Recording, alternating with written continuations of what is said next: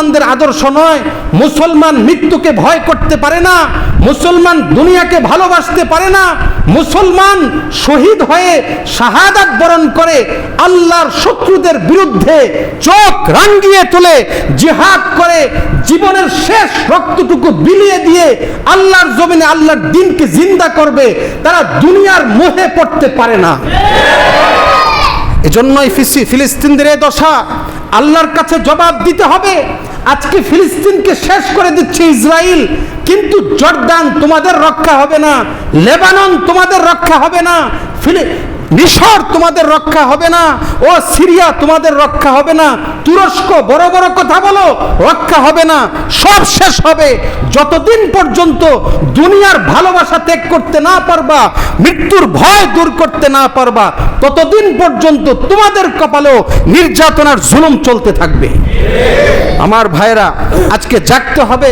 মৃত্যুর ভয় মুসলমান করতে পারে না।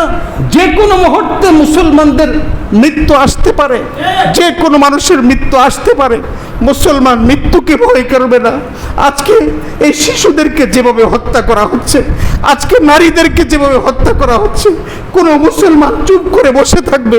এটা হতেই পারে না, হতেই পারে না। এটা সহ্য করবার কোনো বিষয়, সহ্য করবার মতো কোনো বিষয় নয়। আজকে হয়তো যদি বাংলাদেশ ফিলিস্তিনের কাছাকাছি থাকতো, হয়তো আমরাও সেই জিহাদে নেমে যেতাম। আমার ভাইরা, আমরা দূরে হয়তো আছি, কিন্তু জিহাদের জন্য প্রস্তুতি গ্রহণ করতে হবে। রাসূল করিম সাল্লাল্লাহু আলাইহি ওয়াসাল্লাম যেমনি ভাবে রাতের শেষ প্রহরে কেঁদেছেন, আল্লাহকে সিজদা দিয়েছেন, ঘাম ঝরিয়েছেন, চোখের অশ্রু ঝরিয়েছেন, ঠিক তেমনি ভাবে আল্লাহর জমিনে আল্লাহর দ্বীন জিন্দা করবার জন্যে দান দান শহীদ করেছেন। মাথার মধ্যে এভাবে মাথার থেকে রক্ত বের হয়েছে, তায়েফের ময়দানে রক্ত ঝরিয়েছেন, শরীরের রক্ত পর্যন্ত ঝরিয়েছেন, অসংখ্য জিহাদে অংশগ্রহণ করেছেন। জিহাদ মুসলমানদের ইবাদত। এজন্য আজকে আমাদেরকে পণ আর প্রতিজ্ঞা করতে হবে, জিহাদের সর্বপ্রস্তুতি আমাদেরকে গ্রহণ করতে হবে।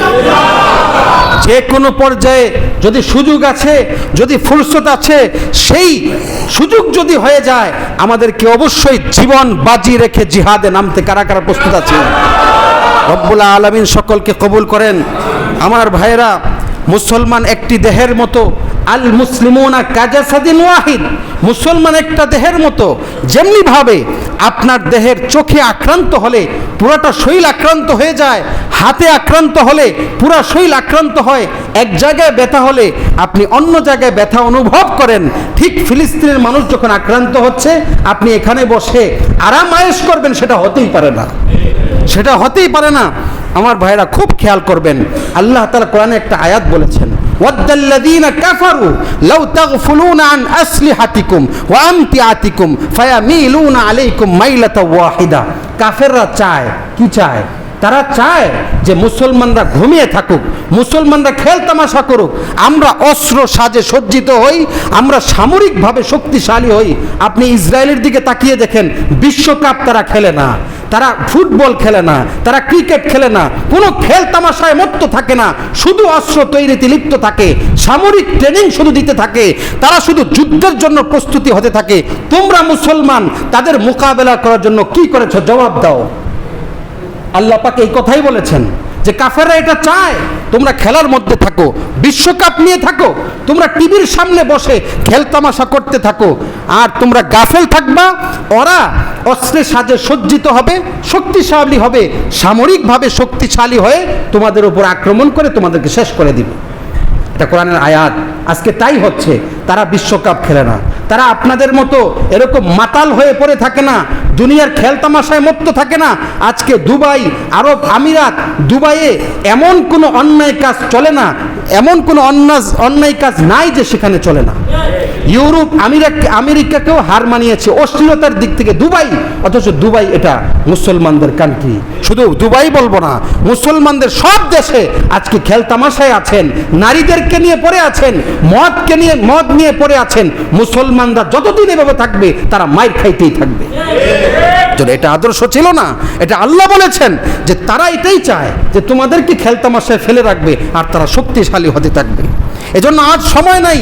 আল্লাহ রাব্বুল আলামিন কোরআনে বলেছেন ওয়াআইদ্দু লাহুম মাসতাতুম মিন কুওয়া, তোমরা শক্তিশালী হতে থাকো, জিহাদের জন্য ট্রেনিং দিতে থাকো।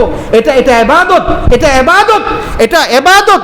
আল্লাহর দ্বীন প্রতিষ্ঠার জন্য আপনি শক্তিশালী হবেন, সামরিকভাবে অস্ত্র তৈরি করতে থাকবেন, তাদের মোকাবেলা করবার জন্য আপনার যে কোনো কৌশলে, যেই কৌশল বর্তমানে দরকার সেই কৌশল আপনাকে অবলম্বন করতে হবে, সময় দিতে হবে, ট্রেনিং করতে হবে, তাদের মোকাবেলার জন্য তৈরি হতে হবে। রাসূল করিম সাল্লাল্লাহু আলাইহি সাল্লাম নিজে ট্রেনিং দিয়েছেন।